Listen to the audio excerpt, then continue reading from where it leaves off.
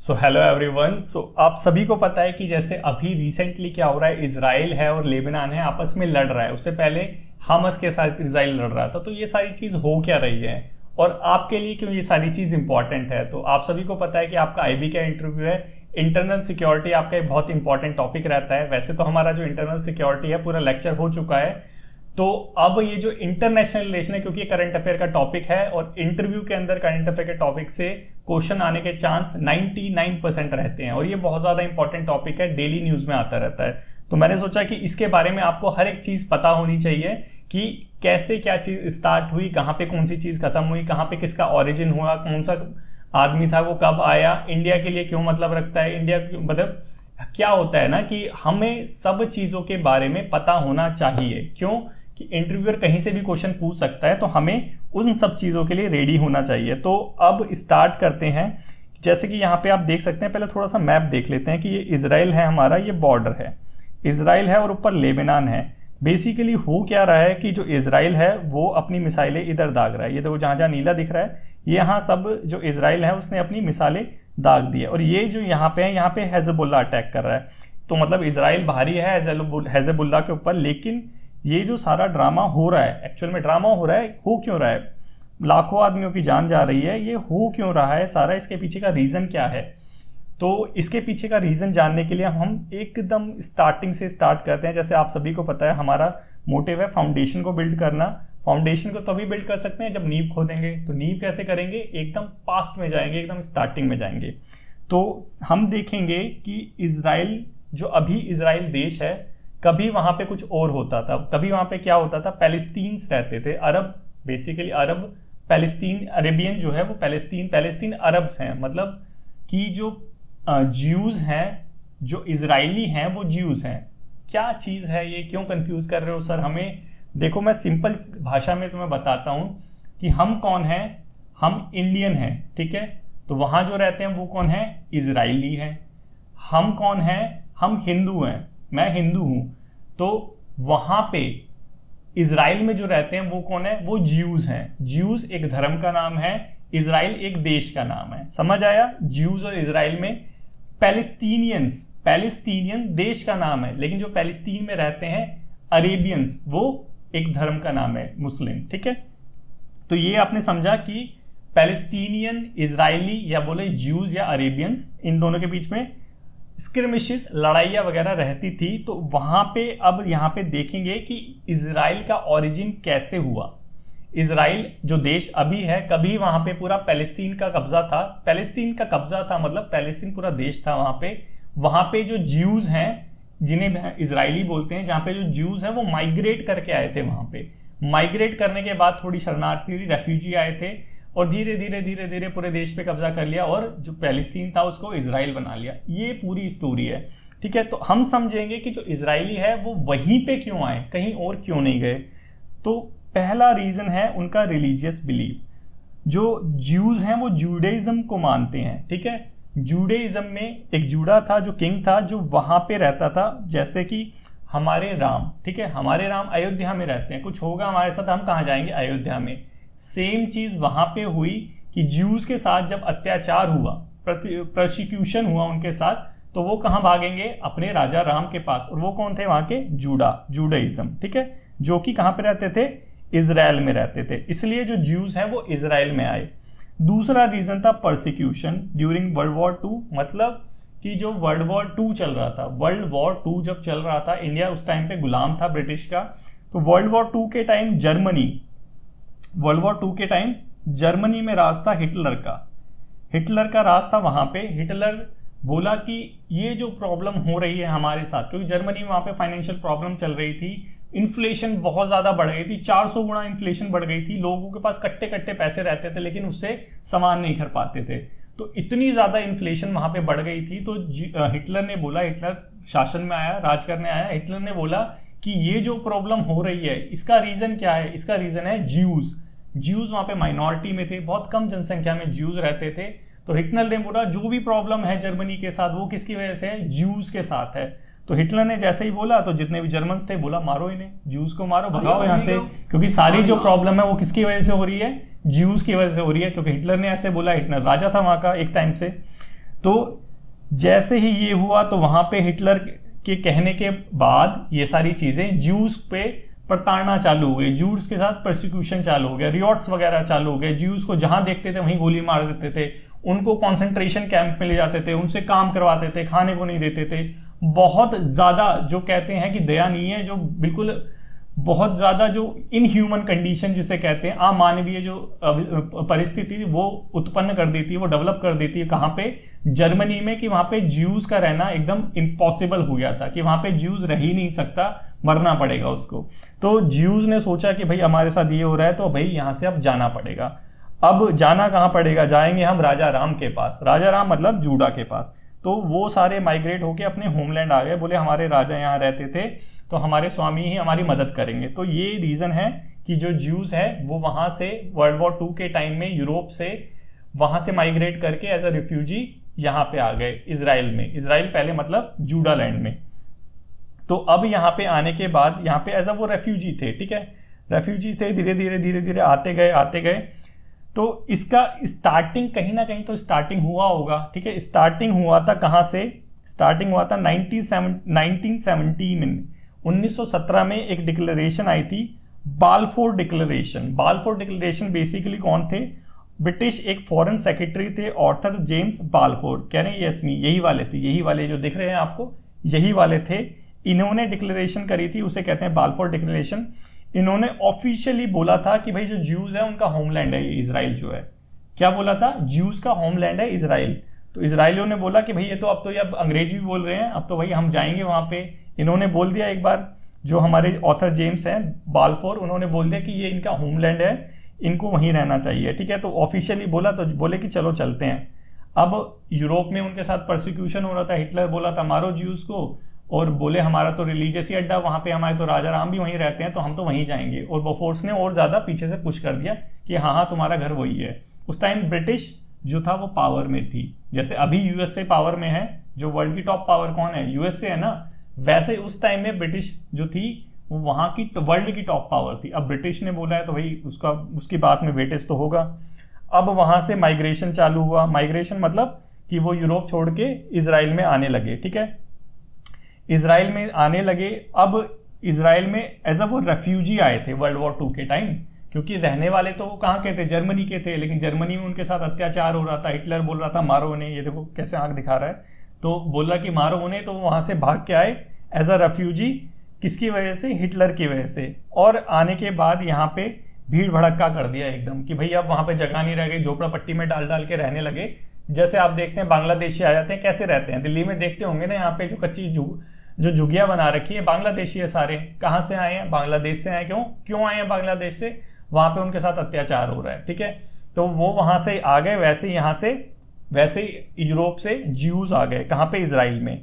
अब आने के बाद यहाँ पे टेंशन डेवलप हो गई, टेंशन बेसिकली होगी, क्योंकि अब वहां पे एम्प्लॉयमेंट की कमी आएगी, खाने की कमी आएगी, रिसोर्सेज पे प्रेशर बढ़ेंगे, तो ऑब्वियस सी बात है कि लड़ाइयां तो होंगी ही होंगी। सेम चीज वहां पे भी चालू हो गई इजराइल के अंदर। जब ज्यूज इतनी ज्यादा संख्या में आ गए तो ये जो पैलेस्टीन थे ये बोले कि इनकी वजह से प्रॉब्लम हो रही है, यहाँ पे एम्प्लॉयमेंट की कमी हो गई है, रिसोर्सेज थे, सामान महंगा हो गया है, डिमांड, वही जो हमारी जो इकोनॉमिक्स है वो यहाँ पे लग जाती है कि डिमांड ज्यादा है और प्रोडक्शन कम है, तो ऑटोमेटिकली दाम बढ़ जाएगा। सेम चीज ही प्रॉब्लम चालू हो गए। अब उनके बीच में टेंशन, लड़ाइयां वगैरह चालू हो गई। तो यूएन ने 1948 में बोला कि यहाँ पे सॉल्यूशन निकालना पड़ेगा। उसने सजेस्ट करा 2 स्टेट सॉल्यूशन का। 2 स्टेट सॉल्यूशन मतलब कि जो पूरा इजराइल, अभी जो पूरा इजराइल दिख रहा है, उसे बोले कि इसको 2 स्टेट में डिवाइड कर दो। जो पहला स्टेट बनेगा वो बनेगा इजराइल, जहां पे कौन रहेंगे, ज्यूज रहेंगे। दूसरा जो स्टेट बनेगा वो बनेगा पैलेस्टीन, जहां पे कौन रहेंगे, अरब रहेंगे। ठीक है, समझ आया यहां तक। लेकिन वो टाइम वो था, 1948 की बात हो रही है। उस टाइम में जो ज्यूज थे वो इतने ज्यादा पावरफुल नहीं थे, ठीक है, इतने ज्यादा वो पावरफुल नहीं थे, क्योंकि वो रेफ्यूजी थे, बाहर से आ रहे हैं। सोच के देखो, बांग्लादेशी आ रहे हैं, म्यांमार से यहाँ लोग आ रहे हैं, तो ये हमें बोले कि जो इंडिया है, इंडिया को 2 स्टेट में डिवाइड कर दो, ठीक है, एक में ये रहेंगे, एक में हम रहेंगे। हम क्या बोलेंगे, नहीं ऐसा नहीं होगा, यही बोलेंगे ना, क्यों, अरे हमारा देश है, बाहर से ये रेफ्यूजी आए, कैसे रह सकते हैं। सेम चीज वहां पे हुई, सेम चीज वहां पे हुई। क्या हुआ कि जो अरब थे उन्होंने बोला नो, क्या बोला? नो, ऐसा नहीं हो, ये 2 स्टेट नहीं चलेगा, ये हमारा ही स्टेट है, पूरा हमारा कब्जा रहेगा, ये जो बाहर से आए हैं ज्यूज इनको भागना पड़ेगा, ये हमारा स्टेट है, ठीक है। अब ये बच्चा देख रहा है, बोल रहा है कि पागल है, इसको पता है कि फ्यूचर में क्या होने वाला है, लेकिन अरब को नहीं पता था कि फ्यूचर में क्या होने वाला है। इसने बोला स्टूपिड है ये लोग, चलो ठीक है, बोल दिया। उसके बाद क्या हुआ, जब अरब ने मना कर दिया तो जो ज्यू थे उन्होंने एक डिक्लेरेशन निकाली, ज्यूइश डिक्लेरेशन 1948। इसमें उन्होंने बोला कि जो इजराइल है, उन्होंने बोला बहुत बड़ी चीज है ये, कि इजराइल है ये अब एक आजाद देश है। भैया तुम लोग बाहर से आए हो और अब बोल रहे हो कि आजाद देश है, तुम हो कौन यहाँ पे? सेम वही कि बांग्लादेशी यहाँ के आके बोले कि ये अब आजाद देश है, ये हमारा मिनी बांग्लादेश है, ठीक है, इंडिया में आके बोले। सेम ऐसी चीज हुआ, जूइश डिक्लेरेशन हुई, इजराइल ने बोला कि हम एक इंडिपेंडेंट नेशन है, हम एक अलग देश है, और जो पूरा जो एरिया था जो अभी इजराइल है, बोला ये हमारा एरिया है, ठीक है। अब यहाँ पे ये चीज हुई, अरब मुस्लिम्स हैं, ठीक है, पूरा मिडिल ईस्ट जो है सब मुस्लिम्स है, चाहे सिया हो सुन्नी हो, है तो एक ही धर्म के, ठीक है, धर्म वाले अपना एक साथ जुड़ेंगे ही जुड़ेंगे। सेम ये चीज वहां पे भी हुई, इजिप्ट मुस्लिम देश, जॉर्डन मुस्लिम देश, सीरिया, लेबनान, ठीक है, ये सारे लोग एक हो गए कि यार ये बाहर से आए हैं, और बाहर से आने के बाद हमारा जो मिडिल ईस्ट है, अरेबियन जो पेनिनसुला है, यहाँ पे कब्जा जमा रहे हैं, ऐसा कैसे हो सकता है? बोले कि भैया हम साथ हैं, हम साथ नहीं छोड़ेंगे, ठीक है, हम मिलकर लड़ेंगे। इजिप्ट ने बोला, जॉर्डन ने बोला, सीरिया ने बोला, लेबनान ने बोला, सब ने अटैक करा, इन चारों ने मिलके पैलेस्तीन के साथ, इन चारों ने मिलकर पैलेस्तीन के साथ इजराइल पे अटैक करा। अब सोचने वाली बात है भैया, हम सोचेंगे यार ये इतने बड़े बड़े दो देश जो पहले से वहां पे हैं ऑलरेडी, इजराइल तो भैया बाहर से, इजरायली जो हैं, ज्यूज जो हैं वो बाहर से आए हैं, उन पे इतना कहाँ रिसोर्सेज होगा? ये 4-5 मतलब मोटे मोटे जो होते हैं बदमाश टाइप के, वो एक पतले से आदमी को मारे तो वो तो बोलेगा यार मैं तो वैसे ही मर जाऊंगा। लेकिन यहाँ पे उल्टा हो गया, इजराइल जो था वो जीत गया, इजराइल यहाँ पे जीत गया। अब यहाँ पे टेंशन स्टार्ट हो गई, और यहीं से जो अरब और इजरायली कॉन्फ्लिक्ट है वो स्टार्ट हुआ, क्योंकि यहाँ पे अरब इजराइल ने क्या करा, उनको हरा दिया। तो यही से हमारी जो सारी स्टोरी है वो चालू हो जाती है। यहां तक समझ आ गया? अब चलते हैं, देखो अब जब इजराइल ने इन सारे लोगों को हरा दिया तो अब भागेगा कौन? बताओ कौन भागेगा? अब भागेंगे पैलेस्टीन्स। क्यों भागेंगे? क्योंकि अब उनका प्रोसिक्यूशन होगा, क्योंकि अब इजराइल जीत चुका है, ठीक है। सेम वही चीज कि किसी देश में, जैसे कि इंडिया पाकिस्तान का डिवाइड हुआ, ठीक है, पाकिस्तान में सारे मुस्लिम लोग चले गए, अब वहां पे जो हिंदू लोग रहेंगे, ठीक है, जो माइनॉरिटी रहेगी उसको वहां से भागना पड़ेगा, ठीक है। तो वही चीज हुआ कि अब जो पूरा जो ये जो पेनिनसुला था, जहां पे अब बोला इजराइल है ये हमारा इंडिपेंडेंस देश है, और लड़ाई हुई और इजराइल जीत गया, तो पैलेस्टीन्स जो थे वहां से अपना बोरिया बिस्तरा उठा के बोले निकलो यहां से, नहीं तो मारे जाएंगे। सेम चीज हुई इसके वॉर के बाद, और भागे कहाँ? लेबनान में भागे। अब वही चीज भैया, तुम यहाँ के रेफ्यूजी वहां भागोगे तो वहां पे फिर टेंशन क्रिएट होगा। वही चीज हुई कि पॉलिटिकल स्टेबिलिटी, इनस्टेबिलिटी लेबनान में बढ़ने लगी, कि पैलेस्तीन वहां पे भाग भाग के जाने लग गए, क्योंकि वहां पे अब इजराइल का कब्जा हो चुका था, ठीक है। अब ये सारी चीज हुई, वॉर हुई, ये सारी चीज हो रही है, तो यूएन कैसे चुप बैठ सकता है? यूएन का तो धर्म बनता है कि भाई हम तो आके सुलझेड़ा करवाएंगे, एकदम तुम्हारा कॉम्प्रोमाइज करवाएंगे, हम एकदम वर्ल्ड की बॉडी हैं, तुम कैसे हमारे बिना कॉम्प्रोमाइज कर सकते हो। यूएन आया अपना लेके, यूएन पार्टीशन प्लान, बोला कि मेरे बिना नहीं होगा, मेरे को करना पड़ेगा, मेरे को बीच में आया, मैं बड़ा भाई हूं, ठीक है। यूएन लेके आया अपना यूएन पार्टीशन प्लान, बोला जॉर्डन ऊपर वाला देश, जॉर्डन भी था उस फाइट में। जॉर्डन बोला कि जॉर्डन तू एक काम कर कि तू वेस्ट बैंक देख ले, ठीक है, उसके बाद तू देख ले जेरूसलेम जो होली साइट है उसको देख ले, मतलब इन दोनों साइट पे जॉर्डन का कब्जा रहा। उसके बाद इजिप्ट से बोला तू गाजा स्ट्रिप देख ले, देखो ये वाली गाजा स्ट्रिप है, यहाँ पे वेस्ट बैंक है और यहीं पे जेरूसलेम है, ठीक है। तो ये सारा बंटवारा हुआ कि इजिप्ट से बोला कि तू गाजा स्ट्रिप देख ले, जॉर्डन से बोला तू वेस्ट बैंक देख ले और जेरूसलेम देख ले, ये साइट्स देख ले, ठीक है। तो ये सारी जब चीजें हुई तो पैलेस्टीन्स बोले कि अरे मैटर तो हमारा था, तुम तो आपस में वो सारी चीजें करने लगे, यहाँ जॉर्डन कहां से आ गया, यहाँ इजिप्ट कहां से आ गया, मैटर तो पैलेस्टीनियंस का था ना, पैलेस्टीनियन और इजरायली के बीच में लड़ाई थी। यहाँ पे जो पैलेस्टीनियन की जो प्रॉब्लम थी उस पर तो किसी का ध्यान ही नहीं था। तो इसी चीज से परेशान होके, और ऊपर वहां पे लेबनान में इंस्टेबिलिटी बढ़ रही थी, इसी चीज से परेशान होके जो पैलेस्टीनियंस थे उन्होंने क्या एस्टेब्लिश किया, पैलेस्टीनियन लिबरेशन ऑर्गेनाइजेशन, PLO, ठीक है। ये यहां पे जो पैलेस्टीनियन थे उनकी जो आवाज है यहां पे बुलंद होने लग गई। अब आपको पता होना चाहिए यहाँ पे कि जो PLO है इसको भी जो इंडिया है वो रिकॉग्नाइज करता है। इंडिया कहता है कि जो PLO है, पैलेस्टीनियन लिबरेशन ऑर्गेनाइजेशन, एकमात्र ऐसी एजेंसी है जो पैलेस्टीनियन के लिए आवाज उठाती है। तो इंडिया ने इसको रिकॉग्नाइज करा हुआ है, ठीक है। तो यहाँ पे जो PLO आया इसका एम भी यही था कि जो पैलेस्टीन है उसको फ्री करना है और जो ज्यूज हैं उनको वहां से भगाना है, ठीक है। इतना समझ आ गया होगा। उसके बाद चलो आगे चलते हैं। अब PLO भी आ गया, ठीक है। ये बहुत मेन बॉडी है, ये पता होना चाहिए कि इसका रीजन क्या था, इसका ओरिजिन होने का रीजन क्या था। बताया, कोई पूछेगा तो बता देना उसको, ठीक है, कि भाई UN पार्टीशन प्लान हुआ, पैलेस्टीनियन के लिए तो कुछ हुआ ही नहीं था, उनका तो क्राइसिस वैसे का वैसा था। तो पैलेस्टीनियन ने बोला कि भाई हमें खुद के लिए कुछ करना पड़ेगा, तो उन्होंने भी एक संगठन बनाया PLO, ठीक है, जो पूरे पैलेस्टीनियन के लिए आवाज उठाता है। अब हमने देखा वॉर हुई, ठीक है। वॉर के बाद रेफ्यूजी थे वो लेबनान वगैरह जाने लग गए। अब लेबनान में जाएंगे तो भैया वहां पे प्रॉब्लम तो होगी, ठीक है। इजरायली आए थे तो इसराइल में प्रॉब्लम कर दी थी। इजरायली ज्यूज यूरोप से आए थे तो पूरे जो इजराइल एरिया है हमें अभी वहां पे प्रॉब्लम क्रिएट करती थी। पैलेस्टीनियन आराम से रहते थे, उनको भगा के वो सारी ये वॉर कर दी। अब जो पैलेस्टीनियंस थे ये लेबनान जाने लगे, ठीक है, ऊपर की साइड लेबनान जाने लगे। तो जब ये लेबनान जाने लगे तो लेबनान कैसे ठीक रह सकता है। वहां पे फिर लेबनानीज सिविल वॉर चालू हो गई, ठीक है। वहां पे सिविल वॉर चालू हो गई लेबनान में। रीजन क्या था, वही डिवीजन, रिलीजियस और एथनिक डिवीजन, और जो पैलेस्टीनियन मिलिटेंट्स थे वो।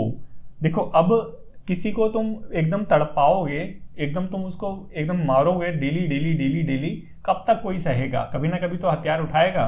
पैलेस्टीनियन ने भी अब हथियार उठा लिए, ठीक है, और बन गए वो कौन, मिलिटेंट्स। दिख रहा है यहाँ पे ये वाले, ये रहे हमारे पैलेस्टीनियंस। अब चलो इतनी कहानी समझ आ गई। अब यहाँ पे इजरायली जो है वो तो अपना एकदम खा पी रहे थे आराम से, क्यों, उनका तो अपना पूरा देश है, राज है पूरा। और ये जो पैलेस्टीनियंस थे इनको भी हमने मार पीट के भगा दिया, पूरा घर अपना है, कहीं भी ऐश करो, कहीं भी जाओ, कहीं भी खाओ, कहीं भी सो। लेकिन जो इजरायली थे वो थोड़ा सा रिलैक्स होने की जगह उन्होंने सोचा कि यहाँ पे प्रॉब्लम हो सकती है, क्योंकि अब PLO आ चुका है। PLO एक ऑर्गेनाइजेशन बन चुका है जो पैलेस्टीनियन का ऑर्गेनाइजेशन है, तो ये कभी ना कभी तो हमें प्रॉब्लम करेगा ही करेगा, ठीक है। ये इजरायली ने सोचा कि भाई ऐसा हो सकता है। तो इजराइल ने जब ये सोचा तो इसके लिए उसको सॉल्यूशन भी लेना पड़ेगा। तो इजराइल ने वॉर डिक्लेयर कर दी। 6 डे वॉर के नाम से ये जो वॉर है ये जानी जाती है, ठीक है। अभी तक हमने क्या देखा था, UN जो लेके आया था अपना पार्टीशन प्लान, जॉर्डन के पास कुछ हिस्सा दे दिया, कुछ हिस्सा दे दिया सीरिया को, कुछ हिस्सा दे दिया इजिप्ट को, ठीक है। अब PLO फिर आ गया। फिर उसके बाद इजराइल ने सोचा कि यार PLO है तो कुछ ना कुछ तो आगे चल के मुसीबत क्रिएट करेगा ही, क्योंकि लेबनान में भी सिविल वॉर हो रहा है और वहां पे ये मिलिटेंट ग्रुप बन चुका है। तो अब ये हमारे लिए सरदर्द बने, इससे पहले इनको कुचल दो, ठीक है। तो जो इजरायली थे उन्होंने वॉर डिक्लेयर करी। वॉर डिक्लेयर में इजराइल ने क्या करा कि जो UN ने हिस्से डिवाइड कर रखे थे कि जो पेनिनसुला, गाजा जो स्ट्रिप है वो इजिप्ट को दे रखी थी। देखा, ये रहा सनाई पेनिनसुला, ये रहा गाजा स्ट्रिप, ये इजिप्ट के पास थी, ये अपने कब्जे में ले लिया, ठीक है। उसके बाद जो वेस्ट बैंक था, वेस्ट बैंक और ईस्ट जेरूसलेम था, जो UN ने बोला था जॉर्डन इसको देखेगा, उसको अपने कब्जे में ले लिया। देखो कैसे ये लैंड ग्रैबिंग कर रहा है। उसके बाद एक गोलन हाइट था जो सीरिया का कब्जा था, जिसको UN ने सीरिया को दे दिया था, उसको अपने कब्जे में ले लिया। इजराइल मतलब बिल्कुल लैंड ग्रैबिंग कर रहा है, बोल रहा है कि तुम्हें कुछ भी नहीं देंगे। देखो यहाँ पे अच्छे से देखो कौन सी चीज कहाँ पे है। ये देखो, ये है हमारा पूरा इजराइल, ठीक है, ये हमारा पूरा इजराइल है, ये वाला, ठीक है। अब ये वाला गाजा स्ट्रिप है, ये वेस्ट बैंक है, और ये है गोलन हाइट, ये सीरिया, ये जॉर्डन, ठीक है। ये ठीक है, समझ आ गया ना ये सारा। और ये है हमारा लेबनान, ठीक है, ये हमारा लेबनान। इसको थोड़ा सा मैप को याद रखना, ये जॉर्डन है हमारा, ये हमारा इजिप्ट है, ये हमारा लेबनान है, ये हमारा सीरिया है, वेस्ट बैंक, गाजा और गोलन हाइट, ठीक है। अब इजराइल ने सारी चीजों पे कब्जा कर लिया, ठीक है। इजराइल यहाँ पे तो था ही, जो ग्रीन ग्रीन वाला डार्क ग्रीन दिख रहा है यहाँ तो था ही। अब ये जो लाइट ग्रीन एरिया है इस पे भी कब्जा कर लिया इजराइल ने, मतलब अपना जो पूरा जो साम्राज्य है वो फैला दिया है। इजराइल मतलब ज्यूज ने, ठीक है। लेकिन अब जब वॉर हुई है तो वॉर के अंदर कोई तो मीडियोकर आएगा ही आएगा कॉम्प्रोमाइज करवाने, जैसे लड़कों में वॉर हो जाती है। अब कोई ना कोई आता है एक जो दोनों बिचौलियों को जानता है कि नहीं नहीं मैं तुम्हारा सुझेड़ा करवा देता हूँ, लड़ो मत।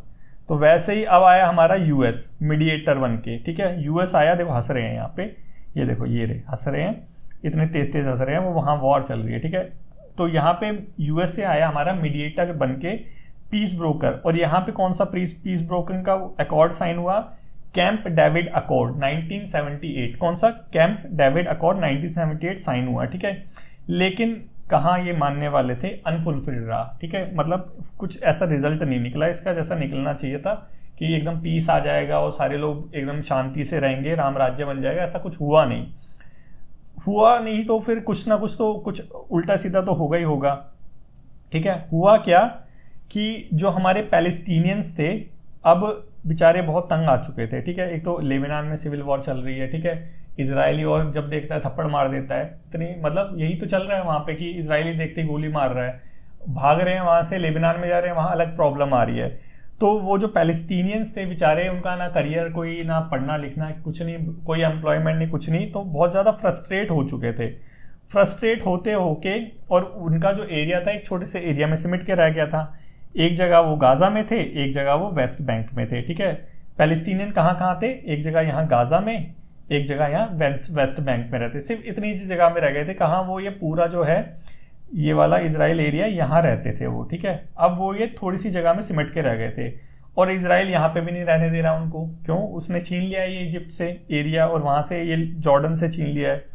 तो अब ये एकदम परेशान हो चुके थे, तो इन्होंने परेशान होकर बोला कि अब यार कुछ करना पड़ेगा, पीएलओ से भी नहीं हो रहा, अब हम लेंगे हथियार।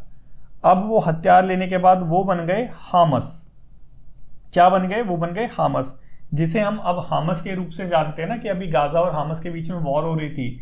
गाजा और हामस के बीच मतलब गाजा और ये मतलब इजराइल और हामस के बीच में वॉर हो रही थी, इजराइल और गाजा स्ट्रिप के बीच में। इजराइल ने गाजा स्ट्रिप में हमला करा था ना, देखो इस वाले एरिया में, इस वाले एरिया में कौन रहते थे, इस वाले एरिया में रहते थे कौन, हामस, ठीक है। हामस के ऊपर हमला हो रहा था। तो हामस है कौन, हामस बेसिकली जो फ्रस्ट्रेटेड हमारे यूथ थे पैलेस्टीनियन, उन्होंने जब हथियार उठा लिया अपने डिफेंस के लिए, उनको हमने बोला हामस है ये।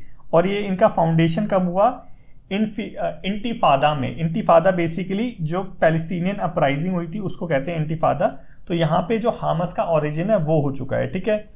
अब कोई हथियार उठाएगा तो हथियार देने वाला भी कोई चाहिए। हथियार देने वाला था कौन, इजिप्शियन मुस्लिम ब्रदरहुड, मतलब इजिप्शियंस ने उसको मदद करा कि लो हमसे पैसे वैसे लो, AK-47 खरीदो और मारो इन्हें, ठीक है। तो यहाँ पे ये हामस ओरिजिन हो चुका है, किससे, पैलेस्टीनियन के जो फ्रस्ट्रेटेड एकदम यूथ है, फ्रस्ट्रेटेड जो लोग हैं, उन्होंने अपना ग्रुप बना लिया, मिलिटेंट ग्रुप, और उसको बोला अब ये हामस है, ठीक है। हामस कहाँ पे एक्टिवेटेड है, गाजा में, ठीक है। अब ये जब हामस बन गया और टेररिस्ट ऑर्गेनाइजेशन काइंड ऑफ बन गया, तो यूएस से यूरोप और इजराइल बोला कि ये रिकॉग्नाइज्ड कौन है, टेररिस्ट ऑर्गेनाइजेशन, TO2 नहीं है, ये टेररिस्ट ऑर्गेनाइजेशन है, ये रिकॉग्नाइज्ड है, ठीक है। तो अब यहाँ पे हमने समझा कि हामस का कैसे ओरिजिन हुआ और ये टेररिस्ट ऑर्गेनाइजेशन बन गया पैलेस्टीनियन से।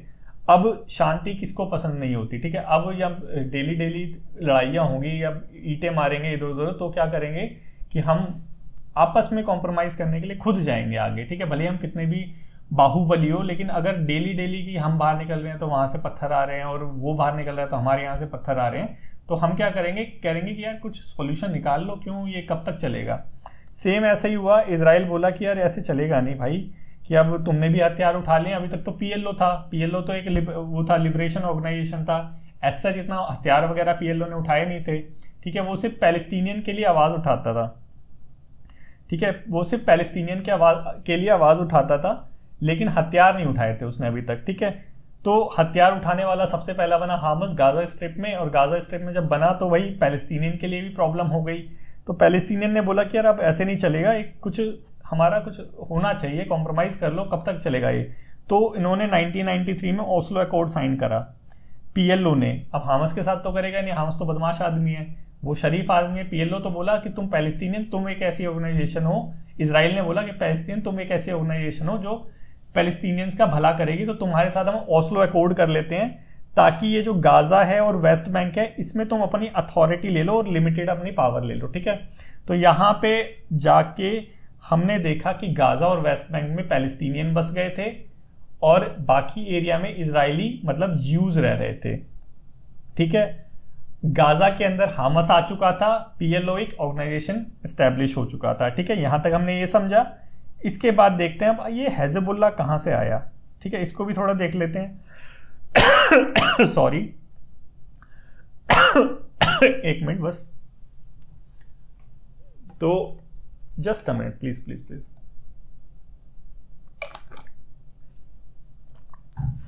तो यहां तक हमने ये समझा। ठीक है, तो अब जब ये सारी चीजें हो रही थी, ये जो हमारा कैंप डेविड वाला अकॉर्ड हुआ था, तो गाजा वाली हमने स्टोरी समझ ली, हामस और ओस्लो अकॉर्ड की कैसे कैसे चीजें हुई।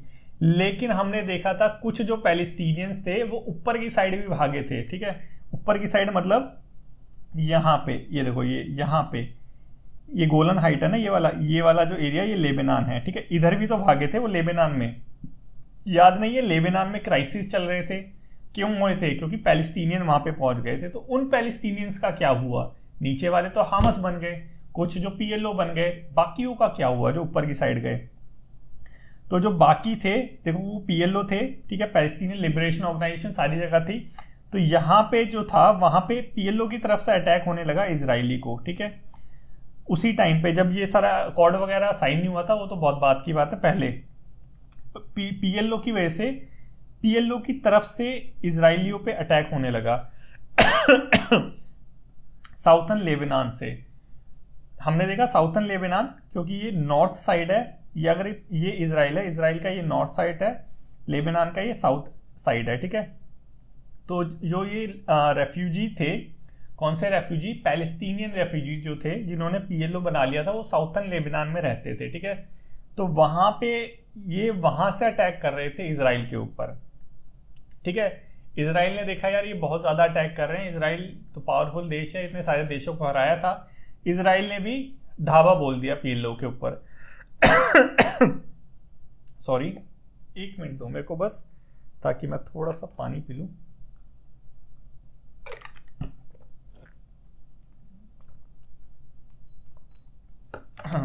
ठीक है, तो अब ये सारी जब चीजें हो रही थी, तो ये जो थे, हाँ ये वाले पीएलओ जो थे, इन्होंने जो इजराइल है उसके ऊपर हमला करा। इजराइल ने बोला यार ये छोटा सा पीएलओ है, अभी वो अकॉर्ड साइन हुआ, अभी बीच की बात चल रही है बहुत, उधर वो फ्रस्ट्रेटेड है, वो हामस वगैरह बनाएंगे, इधर ही अलग स्टोरी चल रही है। ऊपर की साइड पीएलओ ने वहां पे अटैक करा, इजराइल ने पूरा लेबनान के अंदर घुस के, मतलब साउथर्न लेबनान में घुस के अटैक करा। और जब इजराइल वहां से निकल रहा था, मतलब अब विड्रॉ भी तो करेगा, एक बार अटैक कर दिया तो विड्रॉ भी करेगा, तो वहां पे एक मिलिटेंट ग्रुप था इजरायली, बेसिकली वो यही थे, पैलेस्टीनियंस थे, हिजबुल्लाह, वो पावर के अंदर आ गया वहां पे।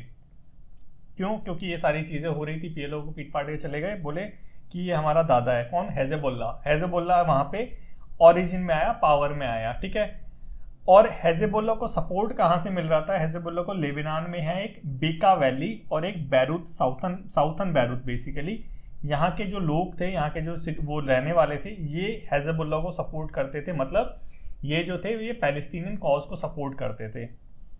ठीक है, ये सारी चीजें हुई और ये आप देखेंगे ये न्यूज के अंदर भी आता है, अभी देखेंगे आगे चल के कहाँ आता है।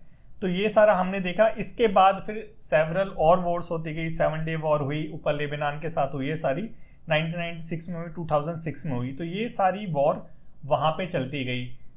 जो अकॉर्ड साइन करा था वो करा था गाजा स्ट्रिप में जो पैलेस्टीनियन रह रहे हैं उनके साथ। वो जो ऊपर वाले थे वो हिजबुल्लाह बन गए, नीचे वाले जो मिलिटेंट थे वो हामस बन गए, बाकी जो लोग थे वो पीएलओ रह गए, पैलेस्टीनियंस रह गए। ठीक है, पैलेस्टीनियंस के साथ उसने अकॉर्ड साइन कर लिया था, लेकिन पैलेस्टीनियन में भी जो उग्रवादी, मतलब जो उग्र पैलेस्टीनियंस थे वो हामस बन गए थे, उनके साथ कोई अकॉर्ड साइन नहीं हुआ था। उसके साथ अभी भी इजरायली की जो थी लगड़ा झगड़ी चलती रहती थी। ऊपर जो हिजबुल्लाह थे, जो पैलेस्टीनियन हिजबुल्लाह बन गए, उनके साथ चलती रहती थी। वही सेम चीज जैसे इंडिया के अंदर कोई एक्स दल बन जाता है, कोई वाई दल बन जाता है, और जो हम इंडियन हैं वो अलग से रहते हैं। ठीक है, सेम ऐसी चीज हुई कि हम में से ही कुछ लोग ये बन गए, हम में से कुछ लोग वो बन गए, और बाकी जो कहीं नहीं गए वो हम नॉर्मल के नॉर्मल रह गए। सेम चीज कोई हामस बन गया, कोई हिजबुल्लाह बन गया, जो कुछ नहीं बना वो पैलेस्टीनियन बन गया। समझ आ गया? अब देखते हैं करंट में क्या चल रहा है।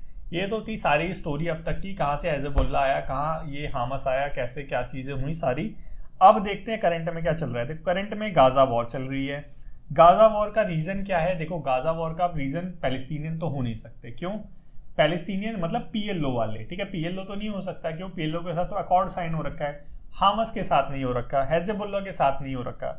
वही चीज हुई, हिजबुल्लाह ने एक रॉकेट लॉन्च करा इसराइलियों के ऊपर इन सपोर्ट ऑफ गाजा, ठीक है, गाजा के साथ अकॉर्ड हो रखा है, लेकिन फिर भी उसके सपोर्ट में कि इनको आजाद करो, ठीक है, ये साइन करा, ठीक है, रॉकेट लॉन्च करा कि गाजा के सपोर्ट पे हिजबुल्लाह ने रॉकेट लॉन्च करा, और फिर पीछे से हामस भी आ गया, उसके साथ सरप्राइज अटैक कर दिया इसराइलियों के ऊपर। अब इसराइली के ऊपर अटैक हुआ है तो इसराइली कहाँ चुप बैठने वाले हैं।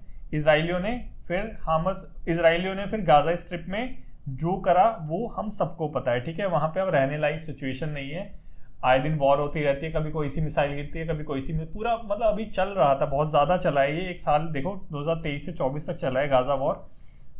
और गाजा जो है इनहेबिटेबल साइट बन चुकी है, मतलब वहां रहने लायक वो गाजा जो स्ट्रिप है वो है नहीं अब।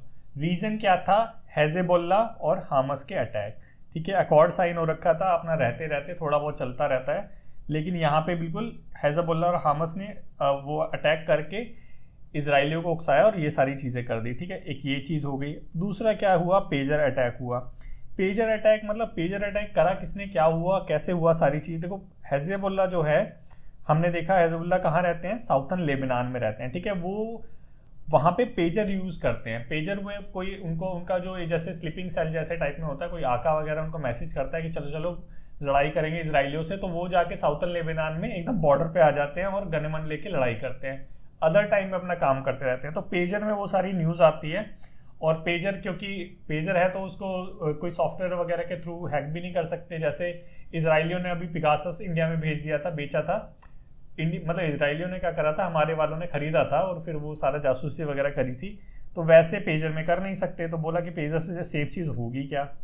लेकिन इसराइली इनसे 2 कदम आ गए हैं। इसराइलियों ने क्या करा कि जहाँ पे पेजर बनते थे वहीं सेटिंग करके, पेजर का जो बैटरी लिथियम आयन बैटरी होती है उसी में कोई सेटिंग करके कि भाई हम एक बटन दबाएंगे वो बैटरी फट जाए, ऐसा कुछ करा, ऐसा न्यूज में आ रखा है, ठीक है। तो ये सारी चीजें हुई, ठीक है। तो ये हमारा पेजर अटैक हुआ। रीजन क्या है? हिजबुल्लाह को हटाना था इसराइलियों को। उसके बाद अभी ये जो सारी छोटी छोटी चीजें हैं कि यहाँ ये गोलियां चल रही है, वहां गोलियां चल रही है, ये छोटी छोटी चीजें जो हैं अब एकदम फुल वॉर में बदल चुकी है, ठीक है। ये जो छोटी छोटी चीजें हैं फुल वॉर में बदल चुकी है। और इजरायली ने ही अभी एक बैरूत में अटैक करा था, ये तो ये दिख रहा है साउथर्न बैरूत, यहाँ पे अटैक करा था, जिसमें हिजबुल्लाह का एक जो लीडर है हसन नसरल, ठीक है, ये न्यूज में भी आया था और इंपॉर्टेंट नाम है सीएपीएफ के लिए ये, लेकिन ये आईबी का बैच चल रहा है। तो हसन जो नसरत है इसको वहां पे मारा गया, ये एयर स्ट्राइक अटैक में इसराइलियों ने जो करा था। तो बेसिकली जो टोटल अभी चल रहा है वो ये सारा सिनेरियो चल रहा है, कहाँ से स्टार्ट हुआ, कैसे स्टार्ट हुआ, वो सारा हमने देख लिया, क्या स्टोरी है इसके पीछे की, A to Z चीज हमने देख ली। आई होप समझ आ गया होगा।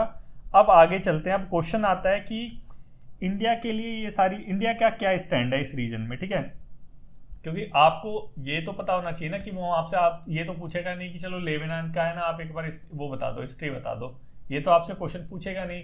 वो कह देगा कि इंडिया का क्या स्टैंड है, ये जो वॉर चल रही है वहां पे, जो इजरायली पैलेस्टीनियन इशू है, इसमें इंडिया का क्या स्टैंड है, ये क्वेश्चन पूछ सकता है। तो ये क्वेश्चन का आपको जवाब पता होना चाहिए कि जो इजराइल पैलेस्टीनियन कन्फ्लिक्ट चल रहा है इसमें इंडिया हमेशा बोलता है कि इसका एक सॉल्यूशन है क्या, 2 स्टेट सॉल्यूशन, और कोई सॉल्यूशन नहीं है। इंडिया सपोर्ट करता है हमेशा किसको, 2 स्टेट सॉल्यूशन को। आपको पता होना चाहिए इंडिया का क्या स्टैंड है, 2 स्टेट सॉल्यूशन, कि इजराइलियों के लिए, पैलेस्टीनियन के लिए, यही जो पूरा देश है इसको अलग अलग करके आधा हिस्सा इसको दे दो, आधा हिस्सा इसको दे दो, 2 स्टेट बना दो इसके, ठीक है। ये है 2 स्टेट सॉल्यूशन जिसको इंडिया सपोर्ट करता है, ठीक है। तो इंडिया की यहाँ पे क्या भूमिका हो सकती है, ये भी पूछ सकता है कि इंडिया क्या रोल प्ले कर सकता है ये जो वॉर चल रही है इसमें। तो इंडिया यहाँ पे एक बहुत ही महत्वपूर्ण जो इंपॉर्टेंट रोल है वो प्ले कर सकता है। कैसे? देखो, जब इजराइल ने बोला था मैं अब से आज़ाद देश हूं, तो हमने रिकॉग्नाइज कर लिया था। जब पीएलओ ने बोला तो हमने उसको भी रिकॉग्नाइज कर लिया। तो मतलब क्या है, हम बैलेंसिंग एक्ट के साथ चल रहे हैं, मतलब हम बैलेंस लेके चल रहे हैं कि पता नहीं कौन सी पावर में आ जाए, जो आएगा हमारा फायदा करा दे, बस हम तो यही चाहते हैं ना। ठीक है, तो हम बहुत ही बैलेंस के साथ आगे बढ़ रहे हैं। तो हमारे इस बैलेंसिंग एक्ट की वजह से हम इस वॉर का सॉल्यूशन निकाल सकते हैं। कैसे? देखो कैसे, हम इजराइलियों से भी बोलते हैं, ठीक है, हम सऊदी अरेबिया से भी बोलते हैं, हमारे अच्छे रिलेशंस है, ठीक है, हम तो यहाँ पे वेपन भी सप्लाई कर रहे हैं अभी, और सुप्रीम कोर्ट का कुछ ऑर्डर, सुप्रीम कोर्ट में किसी ने PLI वगैरह लगा दी थी, चलो वो अलग चीज़ है। तो इजरायली के साथ हमारे अच्छे रिलेशन है, सऊदी अरेबिया के साथ अच्छे रिलेशन है, USA के साथ अच्छे रिलेशन है, ठीक है। ये तीनों एक टीम के मेंबर हैं, मतलब ये तीनों एक साथ एक जैसे, मतलब इनका वो है, साठ गांठ है इन लोगों की, दोस्त हैं आपस में, ठीक है, नहीं पता तो सुन लो अभी। अब ये एक टीम है, उसके बाद पैलेस्टीनियंस हो गए, ठीक है, सीरिया वगैरह, लेबनान, और इसमें मेन प्लेयर है ईरान, ठीक है, ये एक प्लेयर हो गया, बाकी लेबनान वगैरह। तो इन सब के साथ भी इंडिया के बहुत ही मधुर रिलेशन है। ईरान में तो हमारा वो पोर्ट भी है, छाबार वाला, ठीक है, ठीक है। तो ये हो गया, पैलेस्टीनियन का हमने रिकॉग्नाइज कर लिया था, तो हमारी तो दोनों के साथ दोस्ती है, ठीक है। अब जिसकी दोनों के साथ दोस्ती होती है, कॉम्प्रोमाइज तो सिर्फ वही करवा सकता है ना। अगर देखो कोई एक साइड ले लेगा, बोलेगा कि मैं तो इसराइल का दोस्त हूँ, पैलेस्टीनियन का दुश्मन हूँ, तो वो कैसे कॉम्प्रोमाइज कराएगा? जाएगा तो उसे पीट के भी भगा देंगे। कॉम्प्रोमाइज कराता कौन है? जो दोनों पार्टी का दोस्त होता है ना, वही तो करवाता है ना। सेम यहाँ पे भी चीज है, इंडिया जो है वो इसका भी दोस्त है, इंडिया इसका भी दोस्त है। तो इंडिया का यहाँ पे क्या इंपॉर्टेंट रोल हो सकता है? इंडिया यहाँ पे मेन रोल प्ले कर सकता है as a peace maker, as a peace maker, ठीक है। इंडिया यहाँ पे पीस मेकर का रोल प्ले कर सकता है। कैसे कर सकता है? आपने समझ लिया कि इंडिया दोनों पार्टी का दोस्त है, दोनों का दोस्त है, तो ये बिचौलिया बन के बोलेगा कि यार ये बंद करो, ये इनमें कुछ नहीं रखा।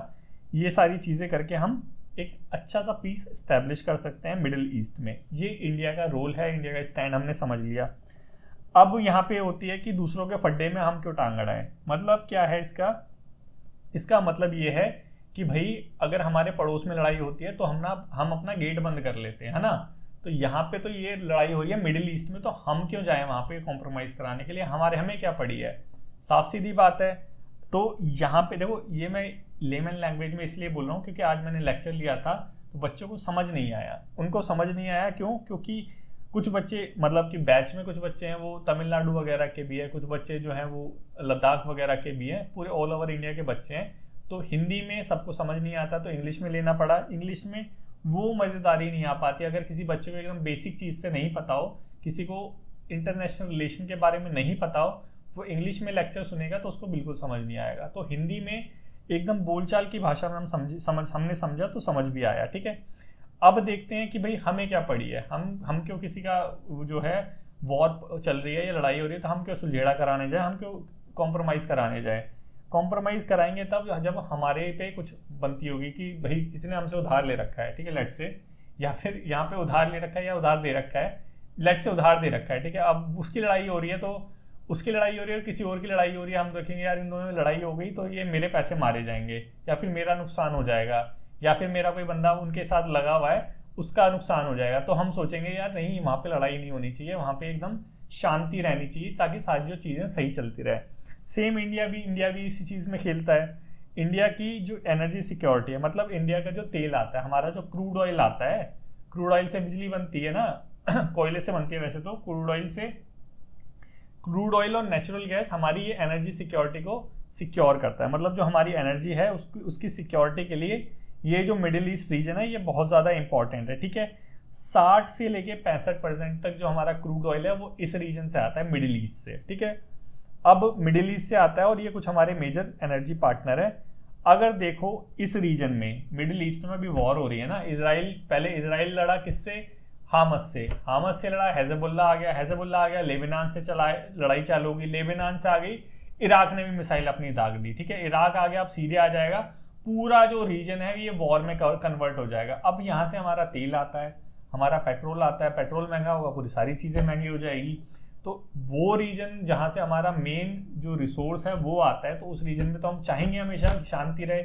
इसीलिए इंडिया यहाँ पे एकदम पीस चाहता है, इस वॉर से हमें नुकसान है, ठीक है, समझ आ गया।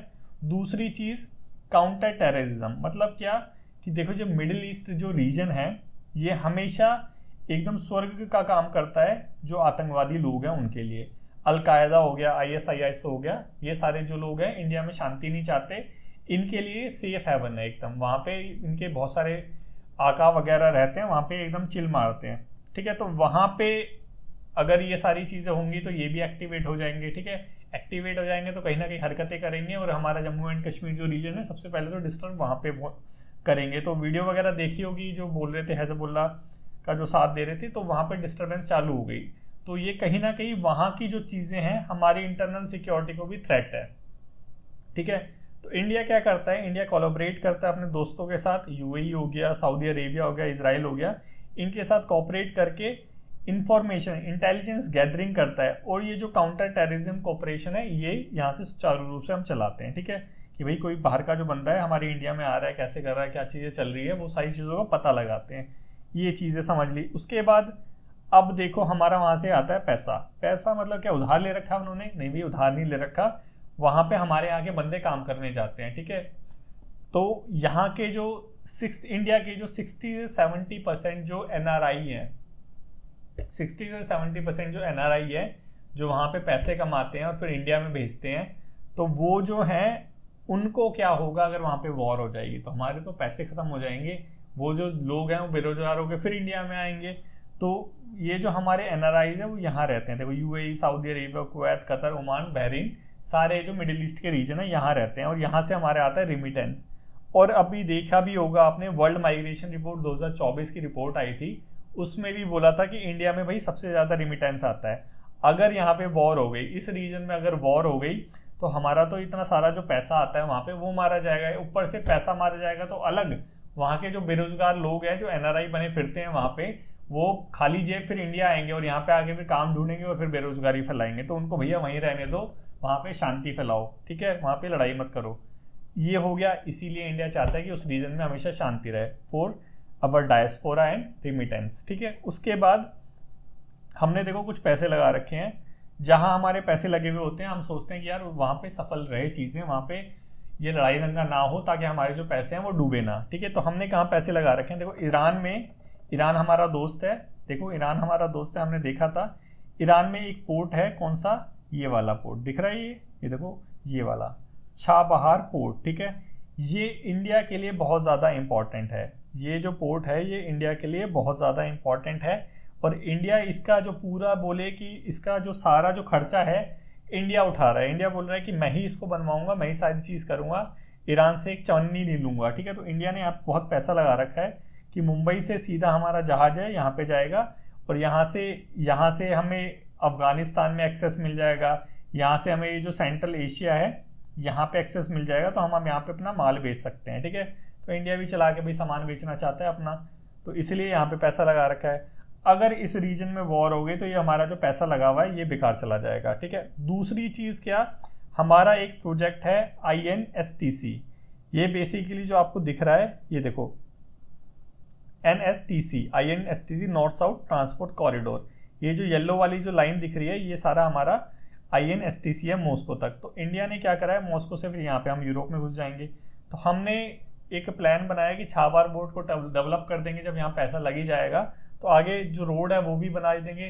क्यों, क्योंकि वहां से फिर हम अपना जो माल है वो रोड के थ्रू भी ले जा सकते हैं, कि कल को इधर ब्लॉकेज वगैरह लगा दिया, कोई वो हो गया, समुद्र में पानी भर गया, ज्यादा हो गया, कम हो गया, तो हम यहाँ से मतलब हमने अपना एक अल्टरनेटिव वे निकाल लिया है, बेसिकली बोलने की बात है ये, ठीक है। हमने एक अल्टरनेटिव वे निकाल लिया कि एक और हमारे पास रास्ता है कि हम यहाँ से भी अपना सामान जो है वहां ले जा सकते हैं, ठीक है। ये प्रपोज्ड है, अभी हुआ नहीं है। तो अगर ये इंडिया का प्लान है कि यहाँ से हम पैसे कमाएंगे, पोर्ट वगैरह में सामान वगैरह बेचेंगे, तो अगर ये इंडिया का प्लान है और इस रीजन में अगर मिसाइलें चल रही है तो कहाँ से कौन रोड बनाएगा वहां पे, वहां तो मिसाइलें चल रही है।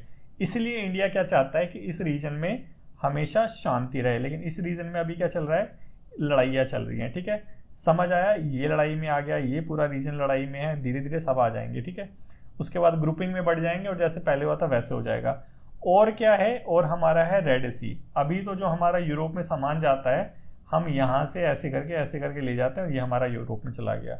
अब अगर यहाँ पे लड़ाइयाँ होगी, अभी तो मिसाइलें इधर उधर हो रही हैं, अब फिर यहाँ पे जो शिप जा रहा होगा, लेट से हमारा माल जा रहा है, ये बोलेंगे कि ये इंडिया का माल जा रहा है, पता नहीं चलेगा उन्हें, यहाँ पे मिसाइल डालेंगे और ये खत्म, ये सीधा समुद्र में। अभी एक हुआ भी था, ठीक है, यूएसए का शायद वो था, यूएसए का था, पता नहीं कौन सा शिप था जिसपे यहाँ पे जो था उन्होंने मिसाइल कर दी थी। यहाँ यमन में जो प्रॉब्लम चल रही थी, बहुत पहले की बात है, 1-2 साल या 3 साल हो गए हैं, यमन में होतीज है ना, यमन में होतीज की वो वॉर चल रही थी, ओमान है ये, यहाँ पे वॉर चल रही थी, तो इन्होंने यहाँ पे जो शिप जा रहा था उस पर अटैक कर दिया, ठीक है, तो वो शिप वो डूब गया। तो सेम चीज़ अभी भी हो सकती है कि अभी कोई शिप वगैरह जाएगा तो पूरा मतलब हमारा जो ट्रांसपोर्टेशन सिस्टम है, इंटरनेशनल जो ट्रांसपोर्टेशन सिस्टम है वो पूरा रुक जाएगा।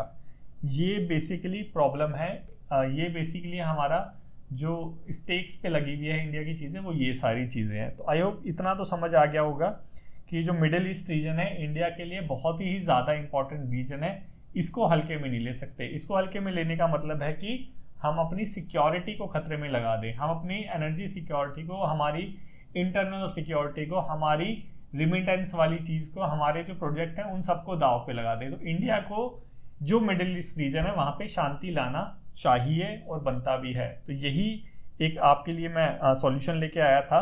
तो आई होप आपको सब कुछ समझ आ गया होगा, और आपसे अगर कोई क्वेश्चन पूछेगा तो आप बताने के लिए सक्षम है। So thank you so much for joining this lecture, for watching this lecture. अगले लेक्चर में फिर मिलते हैं। अगर आपको और कोई लेक्चर चाहिए तो आप मेरे को कमेंट सेक्शन में कमेंट करके बता सकते हैं कि सर इस पे लेक्चर बना दीजिए, तो मैं उस पर बना दूंगा। अगर ये वीडियो पसंद आई हो तो प्लीज़ को लाइक करना और शेयर करना ना भूलें। Thank you so much.